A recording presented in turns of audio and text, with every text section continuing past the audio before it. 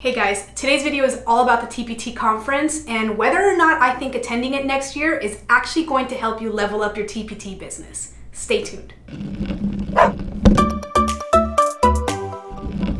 But if you're new here, my name is Blanca from teachertechfiles.com and I'm a second grade teacher in Las Vegas, Nevada. And on this channel, we talk about all things teaching with a special focus on how to be successful on Teachers Pay Teachers.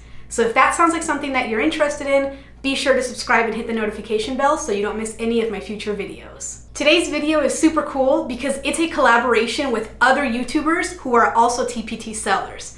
We're talking about Becca from Becca Davis, Lorianne from It's All Primary, and Rainey from the Timely Teacherpreneur. These three ladies and I thought that it would be a good idea to create a video talking about our experience with the TPT conference so far, so that teachers who are just getting started with selling on TPT or who have never attended a TPT conference before can have a better idea of what it's like and if we think it's worth the investment for your business. And just so you know, I'll have a link to the other teachers' videos in the description box so that you can check out their thoughts on the conference after watching this video. So as most of you know, to start selling on the TPT website, there isn't really a whole lot of overhead cost. That means that you don't need to spend a whole lot of money to start making money. But there are some things that you might want to invest in, and the TPT conference might be one of them. And I'll tell you why throughout this video. First, let me tell you about my overall experience with it so far. Today is Friday and I have attended 6 full sessions. It's not as many as I originally planned to attend, but I haven't really been feeling well and I didn't want to join a session just for the sake of joining it without being able to really give it my full attention. So I've been logging into them in the moments that I am feeling well and have some free time. But that's the beauty of this year's conference, isn't it? I'm loving the virtual conference option because of the convenience that it's been offering me. So if TPT offers this virtual conference option again, and you know that flying to a destination and covering the costs that come with that is just a little too much, or maybe if you have kids and you can't leave them for a while, or if you just flat out prefer to learn in your PJs, then I would still definitely recommend paying for the conference. The replays for each of the sessions are available for us for a full month, so if you're busy or sick or just can't make a session, you can catch it at a later time. If this had been an in-person conference and I could only attend 6 sessions in 5 days because I wasn't feeling well, I'd be completely bummed because those sessions are normally not recorded and I would have wasted a whole lot of money going to the physical conference and not getting the full experience. So for that reason alone, I am loving the virtual conference option and I hope that TPT offers it again next year.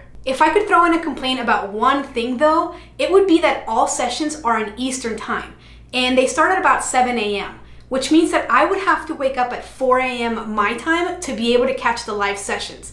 And that's just not gonna happen. By the time that I wake up at my 6 or 7 a.m., they're already 3 hours into the conference, so I'm catching most of the sessions as a replay anyway. I kind of wish they would pick a time zone somewhere in the middle or start a little bit later in consideration for those of us that are in the West Coast. And hopefully TPT considers that for next year, but if not, I'm still enjoying the virtual option for this year, especially considering I haven't been feeling so well, so I've been watching the sessions on my couch and in my PJs, which I definitely couldn't do if we were there live. With all of that being said, I would consider attending the conference in person, and next year it will be in Chicago, Illinois, which I've never been to, so I'm definitely intrigued by that. I think conferences are really fun because you get to mingle and meet new people, and while I'm normally pretty shy around strangers, I always manage to meet a few people anyway, so they're fun in that way. But anyway, there were a ton of sessions to choose from, and the way it worked is that every day we got an email from TPT listing out the day's sessions.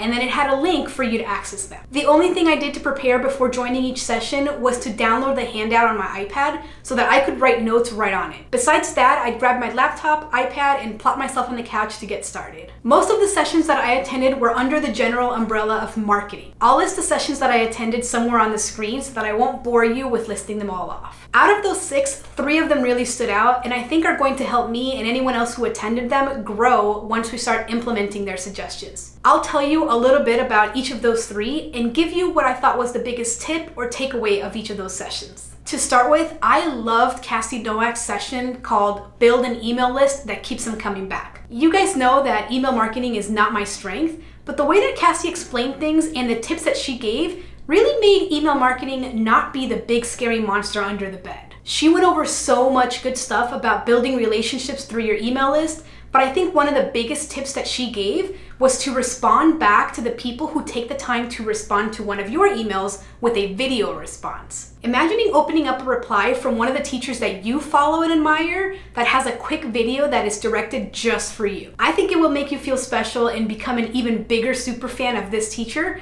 and I think that you would have won over a client for your resources for a very long time. The second workshop I really enjoyed was Michelle Grifo's Instagram Bootcamp for teacher authors. I have an Instagram account and I don't have a ton of followers, but I think one of the biggest reasons is that I'm not super consistent with my posts. And I think that I'm not super consistent with my posts because half the time I don't know what to post. Michelle talked about how figuring out what the purpose of your Instagram account is will help you figure out what to post every day, but that the purpose has to be on brand. So the first thing you have to do is figure out your purpose, and the second thing you have to do is figure out your content pillars. The content pillars are 4 to 6 things that you want to consistently post about, but all of them have to serve the overall purpose of your account and still be on brand. So for example, her content pillars were selling resources, educating, entertaining, and collaborating with companies.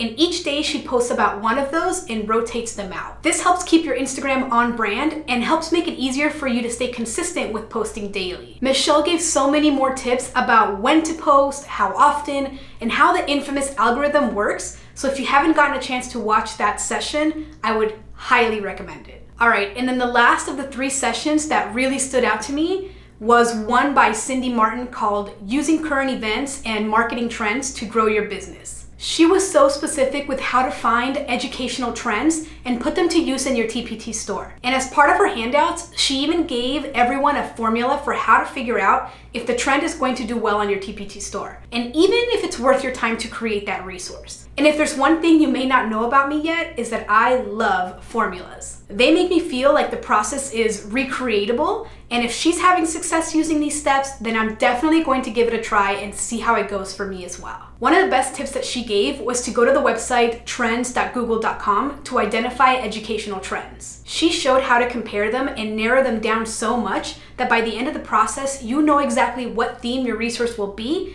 what format, and even what title it should be so that it's SEO friendly. This is a session I think that I'm going to go back and re-watch just because I think there was so much good information in it. And I just want to make sure that I didn't miss a thing. So I guess you've probably figured out by now that overall, I think this conference is definitely worth the investment for your business. Each session is being led by people who have so much experience and knowledge about their topics. What may seem like something simple to them may be mind-blowing to us who are newer to the TPT world. Even with only being able to attend 6 sessions so far, I feel like the idea of what's even possible with my business is growing so much in my mind, and I know for a fact that I would not be this inspired or have gained this much knowledge by Googling or trying to figure out how to do everything on my own. So as a recap, do I recommend you attend the conference next year?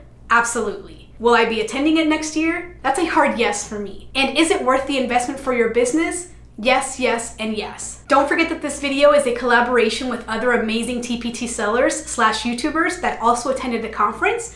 So be sure to check out their videos, which their links will be in the description box below. I think you'll be able to pick up some great tips and takeaways from each of their reviews. As always, be sure to subscribe if you haven't already. Be kind to one another, and I'll see you in my other videos.